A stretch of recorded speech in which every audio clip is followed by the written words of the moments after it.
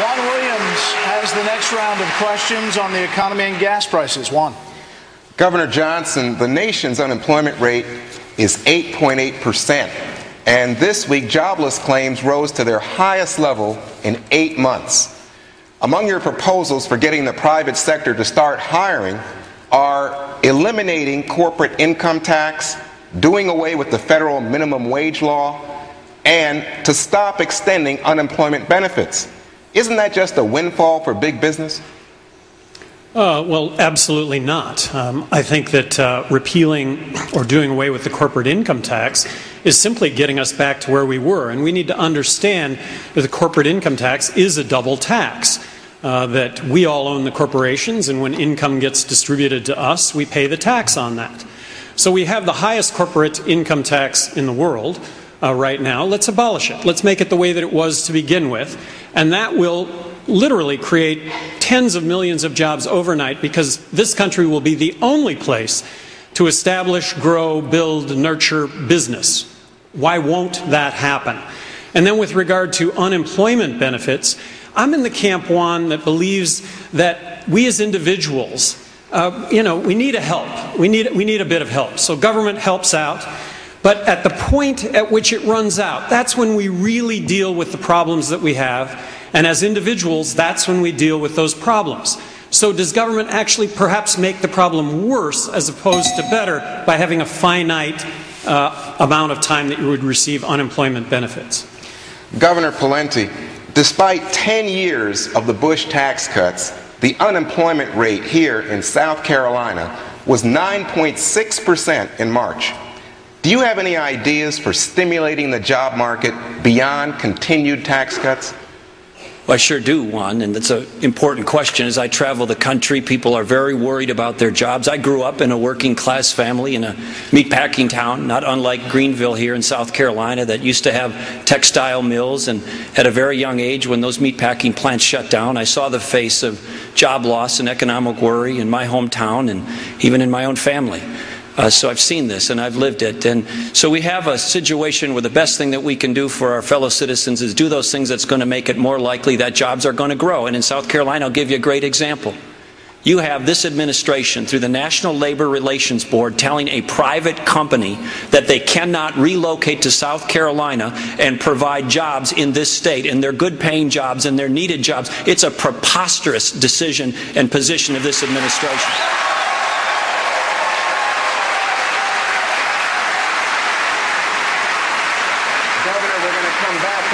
Later in the debate.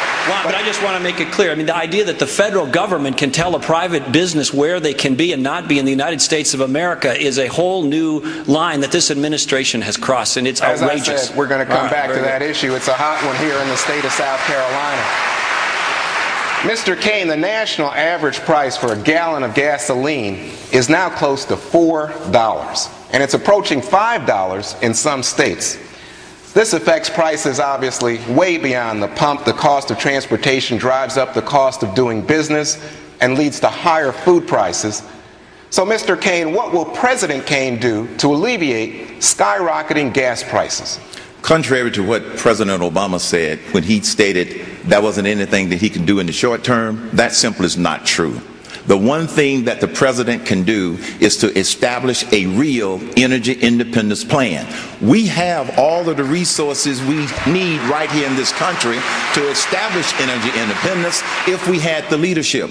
Now, the things, the dynamics that impact the price of oil and ultimately the price of gasoline, getting it out of the ground, refinery and distribution, and speculators. If the world market believed that we were serious about energy independence and we were going to utilize all of our existing resources, the speculators would stop speculating up and they speculate down until we get our own oil out of the ground. We will have many more economic questions a little bit later. Let's go now to Shannon Bream for the next round of questions on health care. Shannon. Thanks, Brad. Governor Pawlenty, we'll start with you. You, as every other participant here tonight, will notice that former Massachusetts Governor Mitt Romney is not here, but you've had plenty to say about Romney Care, including this, quote, "Looking at the Massachusetts experience, it would not be the one I would want for the country to follow any further. A poll just weeks ago showed that 84% of Massachusetts residents are satisfied with the plan. Why isn't that good enough for you? Well, Governor Romney's not here to defend himself, and so I'm not going to pick on him or the position that he took in Massachusetts, but I will tell you this. The answer to our health care problem is not to drag it into Washington, D.C. and create a top-down, government-run, centralized, limited choice, limited option system. We took a different direction in my state of Minnesota. I governed there. The direction for health care reform is to empower individuals and families to make choices that are best for them. And if they need financial help, let's give it to them, but let's give it to them directly. And this is an issue. President Obama stood in Iowa in 2008 on the night of the Iowa caucuses, and he promised the nation that he would do health care reform focused on cost containment. He opposed an individual mandate, and he said he was going to do it with Republicans. He broke that promise. He went to Washington, D.C. and jammed down our throats one of the most partisan, most misguided pieces of legislation in the modern history of the country. It's going to make health care costs worse, not better.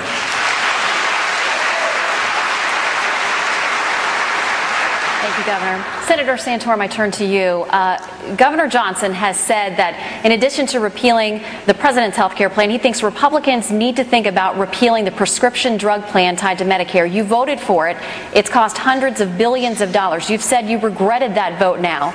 As president, would you work to repeal that and leave the 25 million plus seniors who now enjoy that benefit without it? No, what I would do is work to reform the entire Medicare system, which is what's being proposed by Paul Ryan and what I've been proposing for a very long time. One of the reasons I actually voted for the Medicare prescription drug plan was because it was a private sector operated plan. It was not, as the current Medicare system is and what Obamacare is, a government-run, top-down type of approach.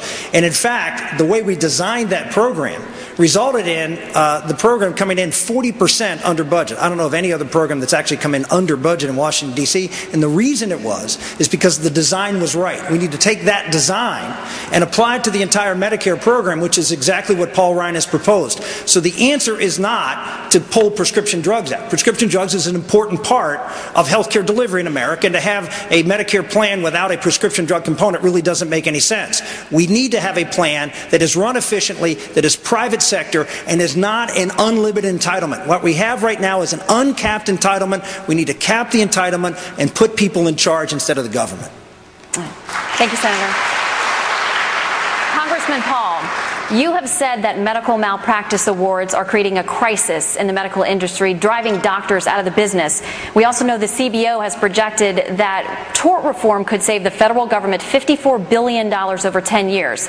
So why are you against federal tort reform? Because the federal government shouldn't be involved. It's a state matter. Tort law is a state matter. And it's a tough vote for me because as a physician, I know doctors are on the receiving end, and it does push up, the cost of medicine. But if you look carefully at all my legislation, I have offered a free market alternative to this, to allow the doctors to negotiate, to make contracts, get them out from under the monopoly control laws, give tax deductions for insurance policy where there's no fault insurance. And there is a way in the private market today. We can't contract with our patients for a third-party third-party settlement, and that takes it out of the market, turns it over to the attorneys. If they accept my position on this, a free market approach, and not a nationalized tort law control of this, believe me, we'd put all the trial lawyers out of business, and they wouldn't get most of the money that comes from all these lawsuits when they're suing doctors. Thank you, Congressman.